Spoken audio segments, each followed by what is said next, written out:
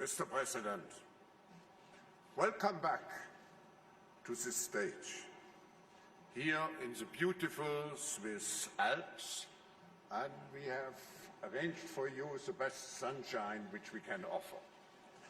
We are pleased that you have chosen to join us again, this time for the opening session of the 50th annual meeting of the World Economic Forum in Davos. It is an honor to host you, Mr. President, on this very special occasion. And you have here in the room and in some overflow rooms, you have really the best of what the global business community can offer, in addition to over 300 representatives from governments. You return to Davos accompanied by a strong delegation of cabinet secretaries and senior officials is testimony to the fact that you recognize the need for America to maintain a prominent role on the global stage. In the past 3 years, the United States, by any metric, experienced a story of economic growth and dynamism. Stock market performance alone is one indication, as is the record low unemployment rate. Investors are showing deep confidence in the short and long-term potential of the US economy. Yet, Mr. President, with this good news, we all know there remain challenges ahead for the United States and for the rest of the world. We look forward to hearing your reflection as we gather here at this crucial time. Please, ladies and gentlemen, welcome Donald J. Trump, the 45th President of the United States.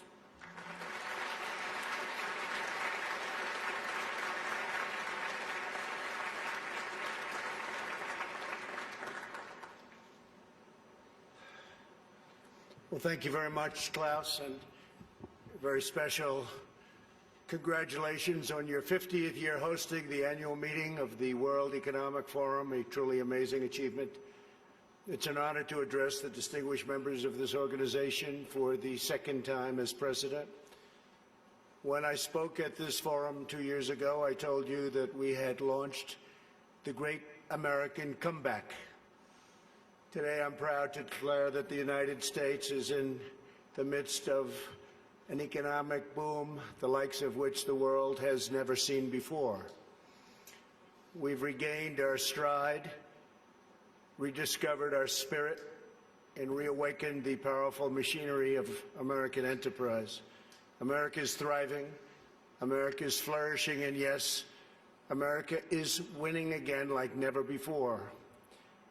Just last week alone, the United States concluded 2 extraordinary trade deals, the agreement with China and the United States-Mexico-Canada agreement, the 2 biggest trade deals ever made. They just happened to get done in the same week. These agreements represent a new model of trade for the 21st century, agreements that are fair, reciprocal, and that prioritize the needs of workers and families. America's economic turnaround has been nothing short of spectacular. When I took office 3 years ago, America's economy was in a rather dismal state. Under the previous administration, nearly 200,000 manufacturing jobs had vanished. Wages were flat or falling. Almost 5 million more Americans had left the labor force than had gotten jobs, and more than 10 million people had been added to the food stamp rolls. The experts predicted a decade of very, very slow growth, or maybe even negative growth, high unemployment and a dwindling workforce, and very much a shrinking middle class. Millions of hardworking, ordinary citizens felt neglected, betrayed, forgotten. They were rapidly losing faith in the system. Before my presidency began, the outlook for many nations was bleak. Top economists warned of a protracted worldwide recession. The World Bank lowered its projections for global growth to a number that nobody wanted to even think about. Pessimism had taken root deep in the minds of leading thinkers, business leaders, and policymakers. Yet despite all of the cynics, I had never been more confident in America's future. I knew we were on the verge of a profound economic resurgence if we did things right, one that would generate a historic wave of investment, wage growth, and job creation. I knew that if we unleashed the potential of our people, if we cut taxes, slashed regulations, and we did that at a level that's never been done before in the history of our country in a short period of time, fixed broken trade deals, and fully tapped American energy, that prosperity would come thundering back at a record speed. And that is exactly what we did, and that is exactly what happened. Since my election, America has gained over 7 million jobs, a number unthinkable. I wouldn't say it, I wouldn't talk about it, but that was a number that I had in mind. The projection was 2 million, we did 7. More than 3 times the government's own projections. The unemployment rate is now less than 3.5%, and at 3.5%, that's a number that is the lowest in more than 50 years. The average unemployment rate from my administration is the lowest for any U.S. president in recorded history. We started off with a reasonably high rate.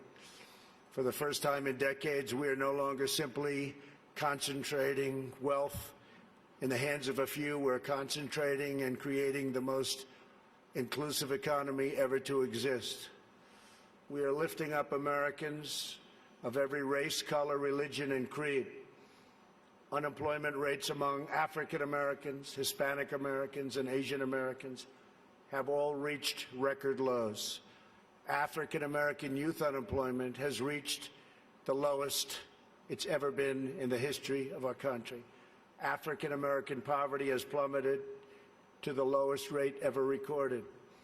The unemployment rate for women reached the lowest level since 1953, and women now comprise a majority of the American workforce. That's for the first time. The unemployment rate for veterans has dropped to a record low. The unemployment rate for disabled Americans has reached an all-time record low.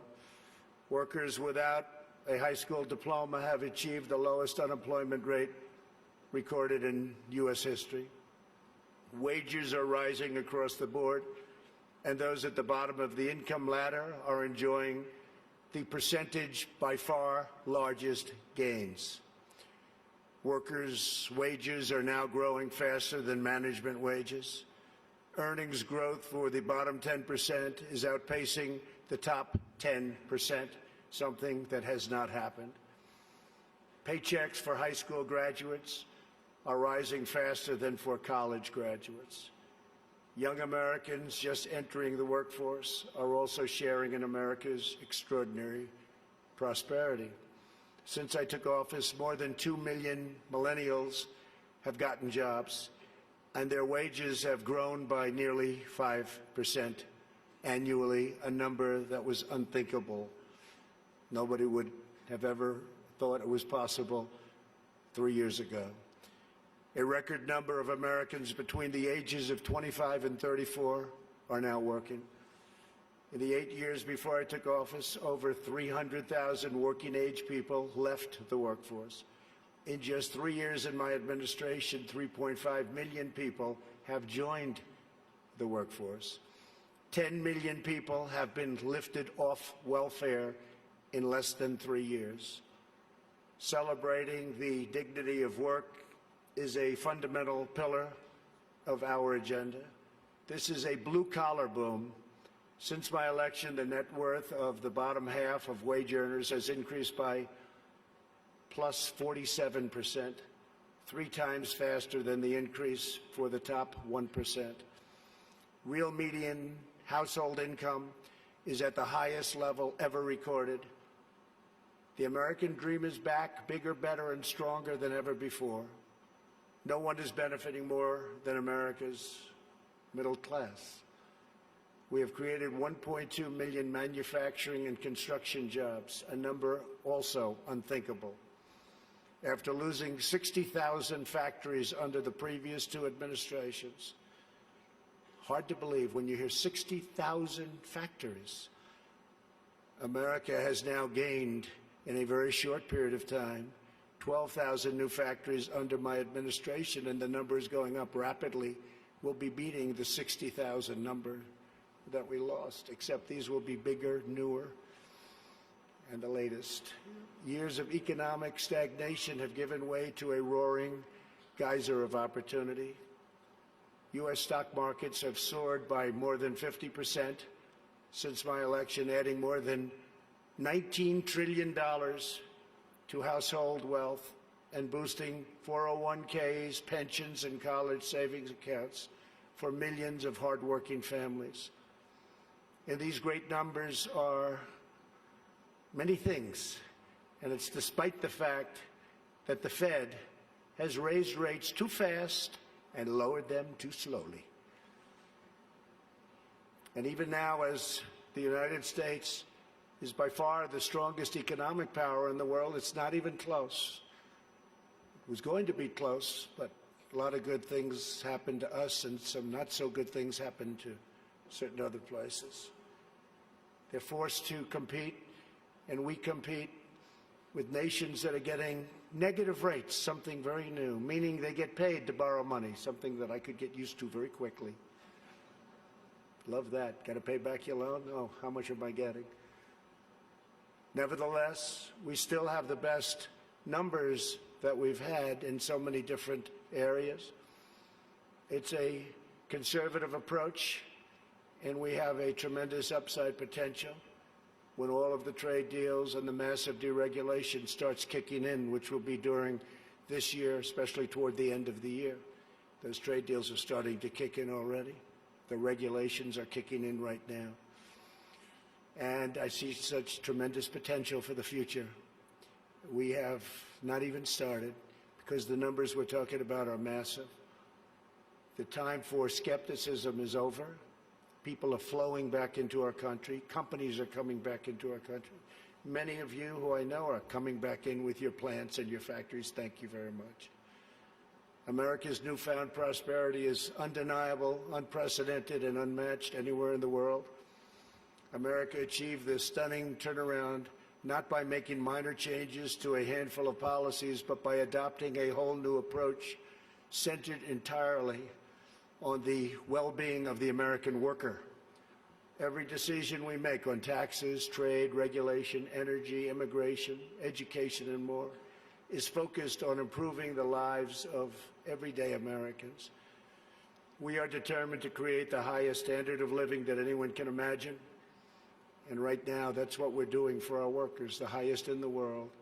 And we're determined to ensure that the working and middle class reap the largest gains. A nation's highest duty is to its own citizens.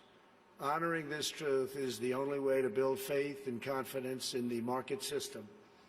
Only when governments put their own citizens first will people be fully invested in their national futures. In the United States, we are building an economy that works for everyone, restoring the bonds of love and loyalty that unite citizens and powers nations. Today, I hold up the American model as an example to the world of a working system of free enterprise that will produce the most benefits for the most people in the 21st century and beyond. A pro-worker, pro-citizen, pro-family agenda demonstrates how a nation can thrive when its communities, its companies, its government, and its people work together for the good of the whole nation. As part of this new vision, we passed the largest package of tax cuts and reforms in American history. We doubled the child tax credit, benefiting 40 million American families and lifting 650,000 single mothers and their 1 million children out of poverty, and out of poverty quickly. We passed the first ever tax credit for employers who provide paid paternal leave for employees earning $72,000 or less annually, and passed paid family leave for government employees as a model for the country. We made child care much more affordable and reduced or eliminated child care wait lists all across the nation. Our child care reforms are supporting working parents and ensuring their children have access to high-quality care and education, all of which they very much deserve. We lowered our business tax from the highest in the developed world down to one that's not only competitive, but one of the lower taxes. We created nearly 9,000 opportunity zones in distressed communities where capital gains on long-term investments are now taxed at zero, and tremendous wealth is pouring into areas that for 100 years saw nothing. The 35 million Americans who live in these areas have already seen their home values rise by more than $22 billion. My administration has also made historic investments in historically black colleges and universities. I saved HBCUs. We saved them. They were going out, and we saved them. We're removing roadblocks to success and rewarding businesses that invest in workers, families, and communities. We've also launched the most ambitious campaign in history to reduce job-killing regulations. For every new regulation adopted, we are removing 8 old regulations, which will save an average of American households about $3,100 per year. It was going to be for every one, we do 2, but we were able to lift that to 8, and we think that's going to go quite a bit higher. We still have a way to go. Today, I urge other nations to follow our example and liberate your citizens from the crushing weight of bureaucracy. With that, you have to run your own countries the way you want. We are also restoring the constitutional rule of law in America, which is essential to our economy, our liberty, and our future. And that's why we've appointed over 190 federal judges, a record, to interpret the law as written. 190 federal judges, think of that, and 2 Supreme Court judges. As a result of our efforts, investment is pouring into our country. In the first half of 2019, the United States attracted nearly 1/4 of all foreign direct investment in the world. Think of that. 25% of all foreign investment all over the world came into the United States, and that number is increasing rapidly. To every business looking for a place where they are free to invest, build, thrive, innovate, and succeed, there is no better place on earth than the United States. As a central part of our commitment to building an inclusive society, we established the National Council for the American Worker. We want every citizen, regardless of age or background, to have the cutting-edge skills to compete and succeed in tomorrow's workplace. This includes critical industries like artificial intelligence, quantum computing, and 5G. Under Ivanka's leadership, who's with us today, our pledge to America's workers has become a full-blown national movement with over 400 companies committing to provide new job and training opportunities to already very close to 15 million American students and workers. 15 million. America is making sweeping changes to place workers and their families at the center of our national agenda. Perhaps the most transformative change of all is on trade reform, where we're addressing chronic problems that have been ignored, tolerated, or enabled for decades. Our leaders did nothing about what happened to us on trade. Before I was elected, China's predatory practices were undermining trade for everyone, but no one did anything about it except allow it to keep getting worse and worse and worse. Under my leadership, America confronted the problem head-on. Under our new Phase 1 agreement, Phase 2 is starting negotiations very shortly. China has agreed to substantially do things that they would not have done, measures to protect intellectual property, stop forced technology transfers, remove trade barriers and agricultural goods and on agricultural goods where we were treated so badly, open its financial sector totally, that's done, and maintain a stable currency, all backed by very, very strong enforcement. Our relationship with China right now has probably never been better. We went through a very rough patch, but it's never, ever been better. My relationship with President Xi is an extraordinary one. He's for China, I'm for the U.S., but other than that, we love each other. Additionally, China will spend an additional $200 billion over 2 years on American services, agriculture and energy and manufactured goods. So we'll be taking in excess of $200 billion, could be closer to $300 billion when it finishes. But these achievements would not have been possible without the implementation of tariffs, which we had to use, and we're using them on others too. And that is why most of our tariffs on China will remain in place during the Phase 2 negotiations. For the most part, the tariffs have been left, and we're being paid billions and billions of dollars a year as a country. As I mentioned earlier, we ended the NAFTA disaster, one of the worst trade deals ever made, not even close, and replaced it with the incredible new trade deal, the USMCA, that's Mexico and Canada. In the nearly 25 years after NAFTA, the United States lost 1 in 4 manufacturing jobs, including nearly 1 in 4 vehicle manufacturing jobs. It was an incentive to leave the country. The NAFTA agreement exemplified the decades-long failures of the international trading system. The agreement shifted wealth to the hands of a few, promoted massive outsourcing, drove down wages, and shuttered plants and factories by the thousands. The plants would leave our country, make the product, sell it into our country. We ended up with no jobs and no taxes. Would buy other countries' product. That doesn't happen anymore. This is the wreckage that I was elected to clean up. It's probably the reason I ran for president more than any other thing, because I couldn't understand why we were losing all of these jobs to other countries at such a rapid rate. And it got worse and worse, and I think it's probably the primary reason that I ran, but there are other reasons also. And to replace with a new system that puts workers before the special interests, and the special interests will do just fine, but the workers come first.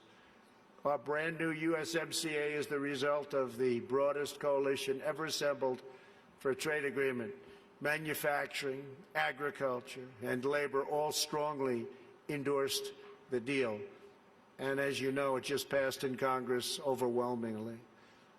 It shows how to solve the 21st century challenge we all face, protecting intellectual property, expanding digital trade, reshoring lost jobs, and ensuring rising wages and living standards. The United States has also concluded a great new trade deal with Japan, approximately $40 billion, and completely renegotiated our deal with South Korea. We're also negotiating many other transactions with many other countries. And we look forward to negotiating a tremendous new deal with the United Kingdom. Have a wonderful new Prime Minister who wants very much to make a deal, as they say.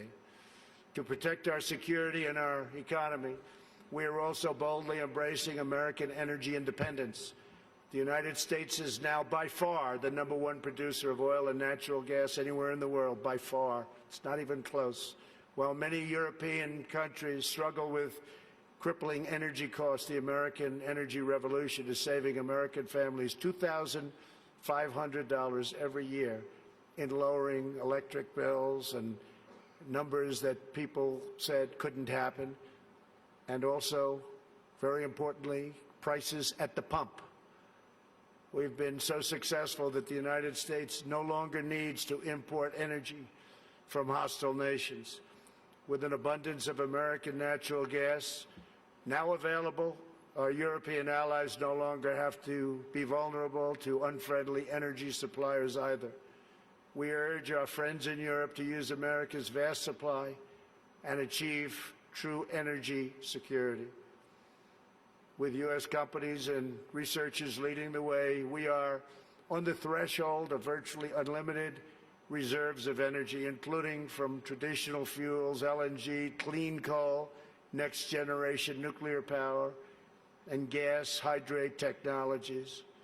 At the same time, I'm proud to report the United States is among the cleanest air and drinking water on Earth, and we're going to keep it that way. And we just came out with a report that at this moment, it's the cleanest it's been in the last 40 years. We're committed to conserving the majesty of God's creation and the natural beauty of our world. Today, I'm pleased to announce the United States will join 1 Trillion Trees initiative being launched here at the World Economic Forum. 1 trillion trees. And in doing so, we will continue to show strong leadership in restoring, growing, and better managing our trees and our forests. This is not a time for pessimism. This is a time for optimism. Fear and doubt is not a good thought process, because this is a time for tremendous hope and joy and optimism and action. But to embrace the possibilities of tomorrow, we must reject the perennial prophets of doom and their predictions of the apocalypse. They are the heirs of yesterday's foolish fortune tellers, and I have them, and you have them, and we all have them. And they want to see us do badly, but we don't let that happen. They predicted an overpopulation crisis in the 1960s, mass starvation in the 70s, and an end of oil in the 1990s. These alarmists always demand the same thing: absolute power to dominate, transform, and control every aspect of our lives. We will never let radical socialists destroy our economy, wreck our country, or eradicate our liberty. America will always be the proud, strong, and unyielding bastion of freedom. In America, we understand what the pessimists refuse to see: that a growing and vibrant market economy focused on the future lifts the human spirit and excites creativity strong enough to overcome any challenge by far. The great scientific breakthroughs of the 20th century, from penicillin to high-yield wheat to modern transportation and breakthrough vaccines, have lifted living standards and saved billions of lives around the world, and we're continuing to work on things that you'll be hearing about in the near future, that even today, sitting here right now, you wouldn't believe it's possible, that we have found the answers. You'll be hearing about it, but we have found answers to things that people said would not be possible, certainly not in a very short period of time. But the wonders of the last century will pale in comparison to what today's young innovators will achieve, because they are doing things that nobody thought even feasible to begin. We continue to embrace technology, not to shun it. When people are free to innovate, millions will live longer, happier, healthier lives. For 3 years now, America has shown the world that the path to a prosperous future begins with putting workers first, choosing growth, and freeing entrepreneurs to bring their dreams to life. For anyone who doubts what is possible in the future, we need only look at the towering achievements of the past. Only a few hundred miles from here are some of the great cities of Europe, teeming centers of commerce and culture. Each of them is full of reminders of what human drive and imagination can achieve. Centuries ago, at the time of the Renaissance, skilled craftsmen and laborers looked upwards and built the structures that still touch the human heart. To this day, some of the greatest structures in the world have been built hundreds of years ago. In Italy, the citizens once started construction on what would be a 140-year project, the Duomo of Florence, incredible place. While the technology did not yet exist to complete their design, city fathers forged ahead anyway, certain that they would figure it out someday. These citizens of Florence did not accept limits to their high aspirations. And so the Great Dome was finally built. In France, another century-long project continues to hold such a grip on our hearts and our souls that even 800 years after its construction, when the Cathedral of Notre Dame was engulfed in flames last year, such a sad sight to watch, unbelievable sight, especially for those of us that considered it one of the great monuments and representing so many different things. The whole world grieved. Through her sanctuary now stands scorched and charred, and a sight that's hard to believe. When you got used to it, to look at it now, hard to believe. But we know that Notre Dame will be restored magnificently. The great bells will once again ring out for all to hear, giving glory to God and filling millions with wonder and awe. The cathedrals of Europe teach us to pursue big dreams, daring adventures, and unbridled ambitions. They urge us to consider not only what we build today, but what we will endure long after we are gone. They testify to the power of ordinary people to realize extraordinary achievements when united by a grand and noble purpose. So together we must go forward with confidence, determination, and vision. We must not be timid or meek or fearful, but instead we must boldly seize the day and embrace the moment. We have so many great leaders in this room, not only business leaders, but leaders of nations. And some are doing such a fantastic job. We work together very closely.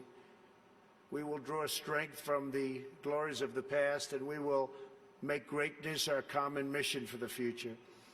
Together we will make our nations stronger, our countries safer, our culture richer, our people freer, and the world more beautiful than ever before.